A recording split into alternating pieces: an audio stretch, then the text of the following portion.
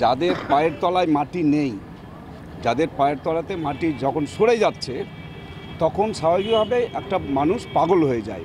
এখন পাগলে কিনা বলে ছাগলে কিনা খায়, সেটা একটা কথাই আছে। এখন পরিযায়ী পাখি তো বসন্তের কোকিল কখন আসে, বসন্তের কোকিল কি ডাক দিল না ডাক দিল, কি বলল, তার পেছনে আমার গিয়ে লাভ নাই।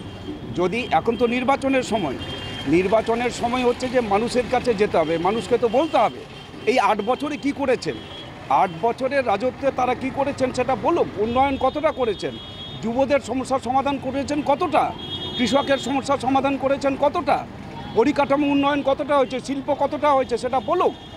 হিম্মত থাকে, এই যে পরিযায়ী পাখির মতো এসে একটা কথা বলে দিলে তো হবে না।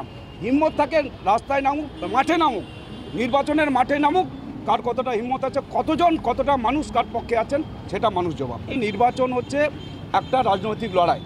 নির্বাচনের সময় সব রাজনৈতিক দল তারা তাদের বক্তব্য তারা বলবেন, কিন্তু ব্যক্তিগত আক্রমণ যারা করেন তারা কোনো রাজনৈতিক নেতা বলে আমি মনে করি। রুচি তো থাকা উচিত, নির্বাচনের নেতাদের তাদের রুচিবোধ থাকা উচিত, তারা কি করছেন, মানুষের জন্য কি করছেন সেটা বলা উচিত। আর সেই জন্যই বলছি আজকে নির্বাচনের ময়দানে আসুক না, নির্বাচনের ময়দানে নামুক, তাহলে সেখানে দেখা যাবে কতটা মানুষ তার পক্ষে কতজন আছে। উৎসাহ মানুষ জানেন, মানুষ তো আজকে জানেন, মানুষ লক্ষ লক্ষ চোখ দিয়ে মানুষ একটা মানুষকে দেখেন।